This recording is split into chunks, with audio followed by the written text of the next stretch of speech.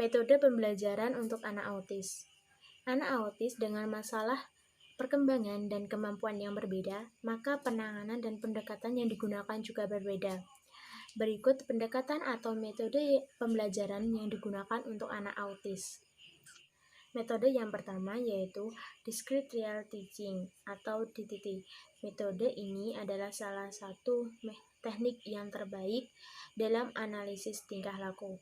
Metode ini dapat meningkatkan keterampilan anak autis. Dalam metode ini membagi kemampuan menjadi beberapa langkah-langkah kecil dan mengajarkan langkah-langkah kecil itu dalam satu waktu hingga anak autis bisa mahir mengerjakan sesuatu. Yang kedua yaitu Applied Behavior Analysis. Metode ini sering digunakan sebagai metode mengajar anak-anak dan dewasa.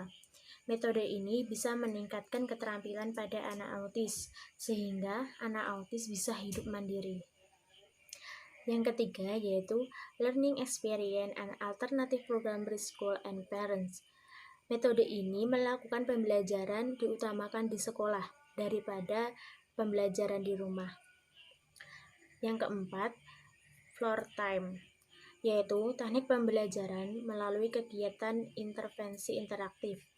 Metode ini membuat anak dapat tumbuh secara unik dan menjadikan program yang disesuaikan kebutuhan anak autis. Yang kelima yaitu Treatment and Education of Autistic and Related Communication Handicapped Children, yaitu program di USA yang menyediakan layanan berkesinambungan untuk individu, keluarga, dan lembaga pelayanan untuk anak autis. Ragam terapi untuk anak autis. Yang pertama, terapi fisik atau fisioterapi. Anak autis memiliki gangguan motorik yang dapat diatasi dengan terapi fisik atau fisioterapi. Fisioterapi ini membantu melatih kekuatan otot, koordinasi, serta kemampuan dasar olahraga pada anak autis. Yang kedua, terapi bermain. Dengan terapi bermain, dapat melatih kemampuan bersosialisasi dan berkomunikasi pada anak autis. Yang ketiga, terapi visual. Banyak dari anak autis adalah pemikir visual, maka dari itu banyak juga pembelajaran pada anak autis berupa visual seperti media, gambar, maupun video. Yang di situ dapat menampung kelebihan dari anak autis pada bidang visual, sehingga komunikasi dan keterampilan anak autis itu menjadi lebih baik lagi. Yang keempat, terapi bicara. Anak autis memiliki gangguan bicara, sehingga sulit bagi anak autis untuk berbahasa. Dengan terapi bicara akan membantu mereka untuk berkomunikasi lebih baik. Yang kelima, terapi okupasi. Terapi ini berhubungan dengan pembentukan kemampuan hidup sehari-hari.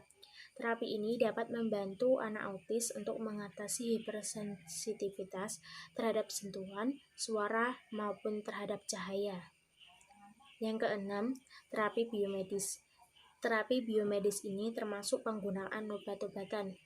Perawatan biomedis dilakukan berdasarkan DAN, Developed Autism Now, yang dimana dokter yang sudah melakukan pelatihan DAN ini dapat menentukan diet khusus, perawatan alternatif, dan suplemen untuk anak autis.